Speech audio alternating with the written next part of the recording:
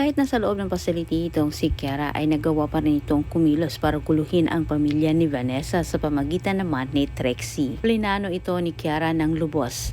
Nang makita niya itong si Trixie ay naisipan niya ito na gamitin niya para hindi siya mapagbintangan ni Vanessa at malaya niyang magawa ang kanyang gusto. Ngunit sa nangyari ngayon kay Sylvia, walang ibang pinagbibintangan itong si Vanessa kundi ang mortal niyang kaaway si Kiara. Samantala iginiit ngayon ni Kiara na wala umano siyang kinalaman sa nangyari sa pamilyang Panganiban. Sa kabutihang palad, hindi magsisinungaling ang nakuhang CCTV footage ni Inspector na kung saan nakita dito na nag-uusap silang dalawa ni Trixie. Na napagtanto sa nasabing Inspector na posibleng si Trixie umano ang nasa likod sa nangyari, gayong ito ay napag-alaman nila na nakalaya na. Tala sa kabilang banda, nagwawala naman itong si Marco nang naabutan niya ang kanyang ina na wala na. Ang hinahanap naman ni Marco ang kanyang ina, umatake naman itong si Trixie kala Vanessa. Naglalaroan ni Trixie si Vanessa, Lexie at si Mikay. Natakot niya ang tatlo pero sa kahit ganun pa man ay hindi nagpatinag itong si Vanessa, bagkus nilabanan niya itong si Trixie. Kanang napahamak itong si Mikay at sa nangyaring ito ay bumalik na ang loob ni Mikay sa kanyang ina. Samantala matapang na nakipaghabulan itong si Vanessa kay Trixie at sa puntong ito ay nagulat din si Vanessa nang makita niyang malinaw ang mukha ni Trixie. So na nga itong si Trixie, wala na siyang dahilan para itanggin niya kay Vanessa ang sabuatan nilang dalawa ni Kiara. Ang inamin ni Trixie kay Vanessa na si Kiara umano ang nag-utos sa kanya. Puntong ito nag-aapoy sa sobrang galit naman itong si Vanessa at sa mga oras na yon ay nais niyang sugurin itong si Kiara. At naman si Kiara sa kabilang banda, nagawa ni Trixie ng maayos ang kanilang napagkasunduan, ngunit wala siyang kamalay-malay na ito ay nasukol din ni Vanessa. Ang oras na yon, alam na ni Vanessa ang kalokohan ni Kiara. Maraming salamat sa panunood at antabayanan ang susunod kong update.